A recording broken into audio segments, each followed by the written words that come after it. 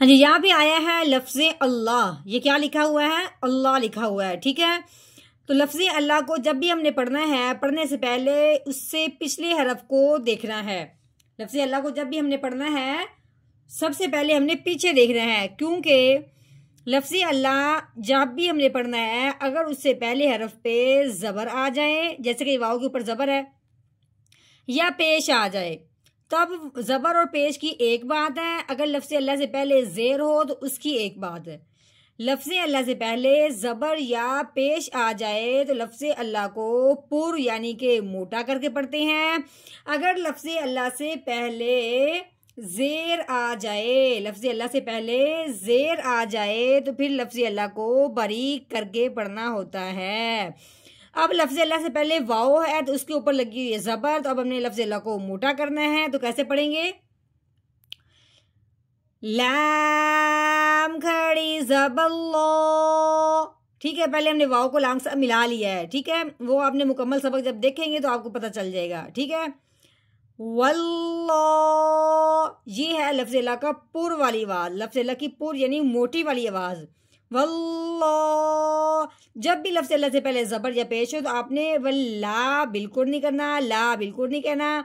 ज़ेर हो उससे पहले तो फिर आपने ला करना है, नहीं तो आपने क्या करना है? पुर करना है ज़बर या पेश की सूरत में। देखना कब है? लफ्ज़ अल्लाह से पहले देखना है, लफ्ज़ अल्लाह के बाद नहीं देखना, लफ्ज़ अल्लाह से पहले देखना है। जैसे कि लफ्ज़ अल्लाह से पहले वाओ है जिसके ऊपर क्या है? ज़बर है, तो इसको हमने क्या करना है? लफ्ज़ अल्लाह को मोटा करना है। नहमदुहु व नसल्ली अला रसूलिहिल करीम, अम्मा बअद फ़अऊज़ु बिल्लाहि मिनश्शैतानिर रजीम, बिस्मिल्लाहिर रहमानिर रहीम। अस्सलामु अलैकुम व रहमतुल्लाहि व बरकातुहू।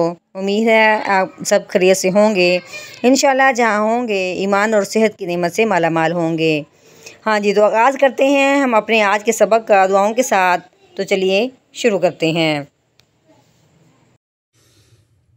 अल्लाहुम्मा सल्ली अला सय्यिदिना व मौलाना मुहम्मदिन व अला आलि सय्यिदिना व मौलाना मुहम्मदिन व बारिक व सल्लिम। रब्बि इश्रह ली सदरी व यस्सिर ली अमरी वहलुल उक़दतम मिन लिसानी यफ़क़हू क़ौली। Rabbi ज़िदना इल्मा, rabbi ज़िदना इल्मा, rabbi ज़िदना इल्मा। अऊज़ु बिल्लाहि मिनश्शैतानिर रजीम। बिस्मिल्लाहिर रहमानिर रहीम। हाँ जी, ये वाओ इसके ऊपर जो लगी हुई है इसको ज़बर कहते हैं। ठीक है, इस वाओ को पढ़ने से पहले आगे जब हमने देखा है, आगे अलीफ भी है, उसके आगे लाम है, उसके ऊपर लगी हुई 3 दंदों वाली शद। ठीक है, शाद वाला जो रफ होता है वो पिछले वाले को अपने साथ मिलाता है, लेकिन जब हम दरमियान में देखते हैं अलीफ है, इसके ऊपर कुछ भी नहीं लगा हुआ, ना ज़बर ना ज़ेर ना पेश, तो उससे पीछे देखते हैं कि वाओ के ऊपर ज़बर लगी हुई है, फिर हमने अलीफ के बजाय वाओ को अपने साथ मिलाना है। ठीक है, एक और बात, लाम के ऊपर लगी हुई है खड़ी ज़बर। ठीक है, वो तो होगी खड़ी ज़बर, जिस हरफ के ऊपर भी आ जाए उस हरफ को एक अलीफ के बराबर लंबा करते हैं। ठीक है, लेकिन इधर एक और बात खास ये है कि लफ्ज़ अल्लाह जहाँ लिखा हो, जैसे ये अल्लाह लिखा हुआ है, ठीक है, लफ्ज़ अल्लाह से पहले हरफ पे जब ज़बर आ जाए या पेश आ जाए, लफ्ज़ अल्लाह से पहले हरफ पे जब ज़बर या पेश आ जाए तो लफ्ज़ अल्लाह को मोटा करके पढ़ते हैं। अगर लफ्ज़ अल्लाह के पहले जो हरफ हो उसके नीचे ज़ेर हो तो फिर लफ्ज़ अल्लाह को बारीक करके पढ़ते हैं। अब वाओ है, इसके ऊपर ज़बर है, तो फिर हमने क्या करना है? लफ्ज़ अल्लाह को मोटा पढ़ना है। ठीक है, अच्छा पहले कैसे पढ़ेंगे? वाओ लाम ज़बर वल, कैसे? वल। उसके बाद अब हमने लफ्ज़ को मोटा करना है क्योंकि पीछे ज़बर आ गई है। लाम खड़ी ज़बर लो, वल्लो। ठीक हो गया। आगे जी हा, इसके ऊपर क्या लगी हुई है? पेश लगी हुई है, हा पेश हु, वल्लाहु। आगे आइन, इसके ऊपर लगी हुई है ज़बर, आइन ज़बर आ। ये लाम है, लाम के ऊपर खड़ी ज़बर है। आगे जी या है, ये पढ़ने में नहीं आएगी, लिखने में आई है। ठीक है, लाम खड़ी ज़बर ला, आला। हाँ जी, आगे ये काफ, काफ के ऊपर लगी हुई पेश, आगे लाम के ऊपर आगे शद। अब हमने काफ को लाम के साथ मिलाना है। कैसे? काफ लाम पेश कुल। ठीक हो गया। लाम के नीचे लगी हुई जेर, लाम जेले कुल्ले। हाँ जी, शीन, शीन के ऊपर क्या लगी हुई? जबर। आगे या के ऊपर लगी हुई जज़म। जज़म वाला जो हरफ होता है वो हरफ साकिन होता है। साकिन वाला जो हरफ होता है वो पिछले वाले को अपने साथ मिलाता है। बस ये हर साकिन की इतनी बात है। लेकिन जब साकिन होता है या, तब इसकी बात थोड़ी मुख्तलिफ हो जाती है। कैसे?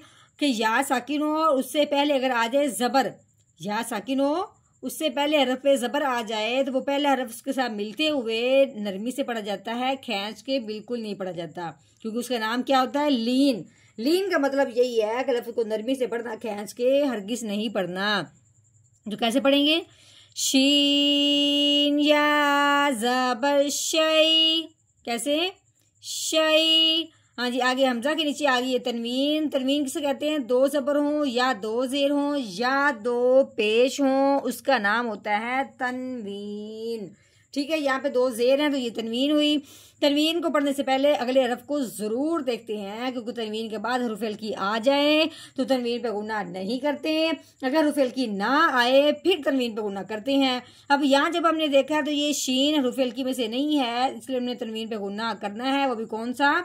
इख्फा का। तो कैसे पढ़ेंगे? हमजा दो जेर इयो शई इयो।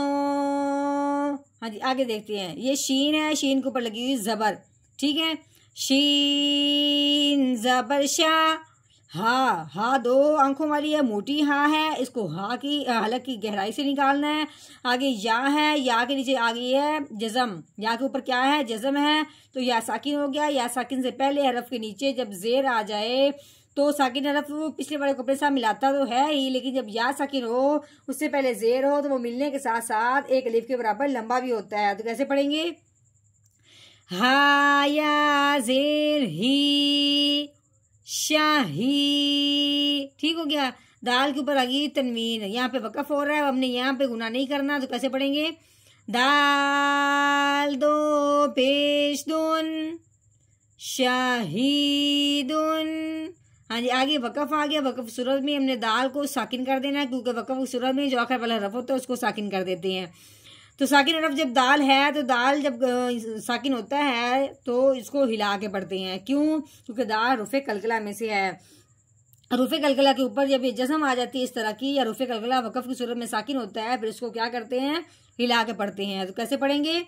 आगे वक़फ़ शाहीद शाहीद। हाँ जी, अब हमने मुकम्मल आज का यानी जितना हमने पढ़ा है कर लिया है तोड़। अब हमने करना है जोड़, वो भी रवानगी के साथ। तो कैसे पढ़ेंगे? अऊज़ु बिल्लाहि मिनश शैतानिर रजीम। सूरतुल बुरूज मक्किय्यह। बिस्मिल्लाहिर्रहमानिर्रहीम। वल्लाहु अला कुल्ली शैइन शहीद।